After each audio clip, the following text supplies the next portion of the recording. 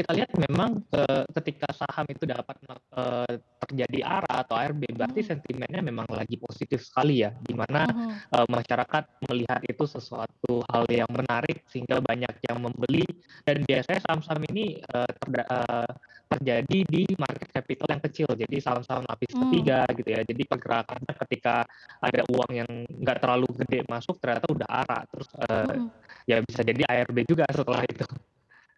Mhm mhm.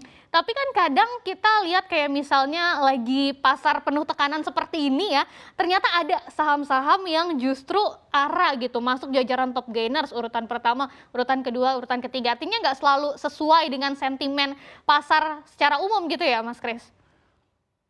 Ya kalau kita lihat kan, seperti tadi saya bilang ya, Mhm. saham yang bisa ARA atau ARB itu kan lebih kepada second liner atau market capital kecil. Nah, Mhm. di mana ketika IHSG anjlok dalam atau saham-saham blue chip dalam turunnya, itu, saham-saham third liner ini atau yang market capital kecil ini jadi opsi bagi para trader Mmm. untuk, "Wah ini pada turun nih, saya ambil ke yang lebih kecil aja deh," karena chance untuk Oke. naik itu lebih besar. Mungkin ada sentimen-sentimen yang cukup menarik di saham-saham third liner tersebut. Kan tadi ngomongin IHSG ya, sekarang kan sudah turunnya hari ini tuh kebakaran banget ya, sampai lebih dari 2%, 2,06%. Nah, ini kira-kira akan berpengaruh juga nggak ke saham-saham yang langganan ARA dan ARB ini? Apakah akan lebih banyak saham-saham yang nanti mengikuti gerak IHSG atau lebih banyak yang ARB, atau justru saham-saham yang small caps ini lebih banyak dilirik nih, akan lebih banyak justru yang akan ARA? Bagaimana Mas Kris? Ya kita harus lihat ya, saham-saham yang masih mempunyai cerita dan sentimen positif tentu akan lebih menarik.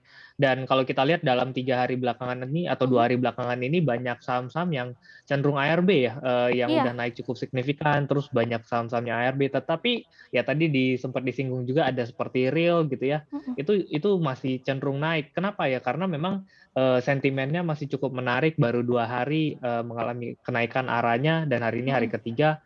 Jadi, lebih fresh di market sehingga, para investor atau para trader pun masih masih pede untuk kembali membeli. Tetapi ada beberapa perusahaan yang, sudah cenderung berhari-hari ARA ya, mereka biasanya akan koreksi terlebih dahulu seperti BBYB, seperti itu. Mas Kris, yang pertama saham Buka ini adalah, saham yang jadi perbincangan belakangan ini ya, sejak IPO animonya tinggi sekali, tapi ternyata ARB terus, walaupun hari ini pun dia memberikan kejutan ya Mas Kris, tadi sudah sempat naik Ya. turun dan akhirnya malah 7%. Apa sih yang terjadi nih sebenarnya? Karena asingnya juga masih, beli terus gitu, masih aksi beli bersih terus, seperti apa?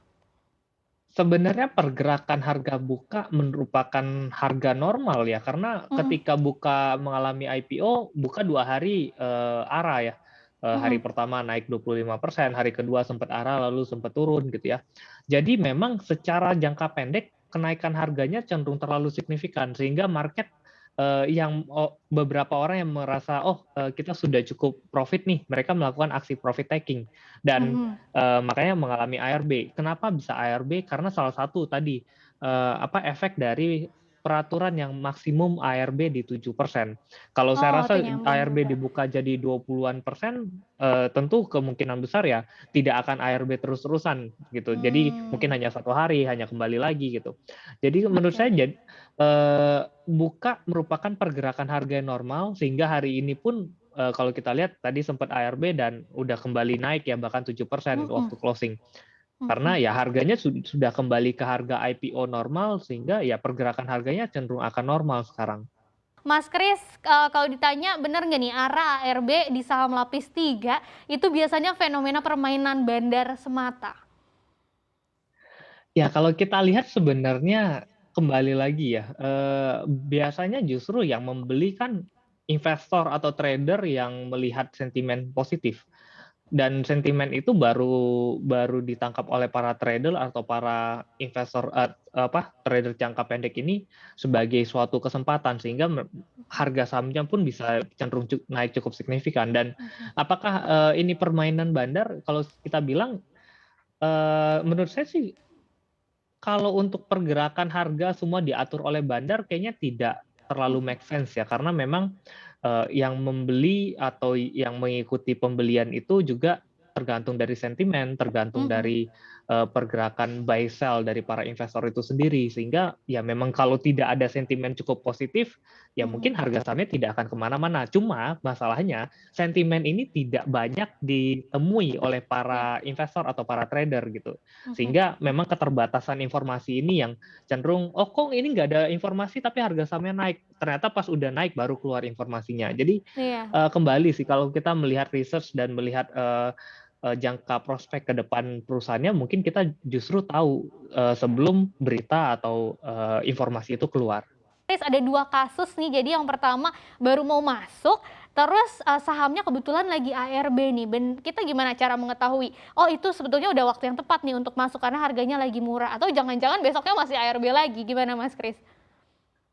Menurut saya kalau saham yang mengalami ARB itu, secara wise ya, lebih Mhm. baik ditungguin terlebih dahulu. Karena Mmm. ARB itu kan pengertiannya berarti, saham ini mempunyai tekanan jual yang masih cukup tinggi, Iya? sehingga chance untuk turun lagi masih ada di keesokan Mmm. hari gitu. Mhm. Jadi, kalau saya bilang ya kemungkinan kita lebih baik menunggu terlebih dahulu ketika besok sahamnya kalau tidak ARB ya boleh masuk. Karena kalau kita lihat ya ada beberapa perusahaan mungkin yang paling ekstrim seperti Heeh. BNBA ya di Heeh. awal tahun kemarin sampai 13 hari ARB-nya. Iya. Nah, itu kan juga kita kalau beli di ARB hari ketiga masih ARB terus gitu. Jadi, akan jauh lebih wise sebaiknya kita tunggu ketika sahamnya Oke. sudah tidak ARB.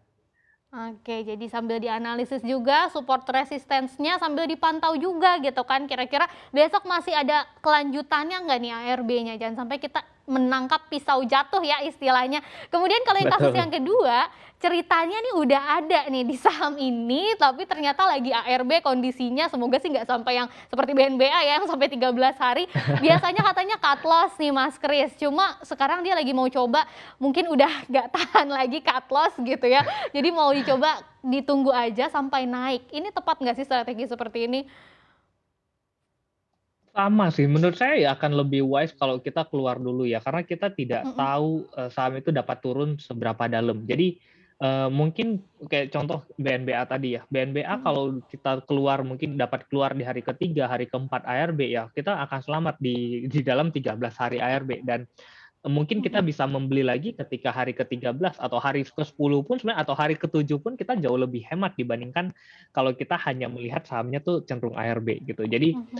eee, kembali ya kita harus lihat kalau biasanya banyak orang salah itu ketika mereka keluar dari saham ARB, Mhm. uangnya itu mereka alokasikan ke saham lain. Sebenarnya Mhm. kalau mereka ingin menunggu saham ARB-nya itu untuk entry lagi mungkin di harga yang Mhm. lebih murah, itu jauh lebih menarik sebenarnya.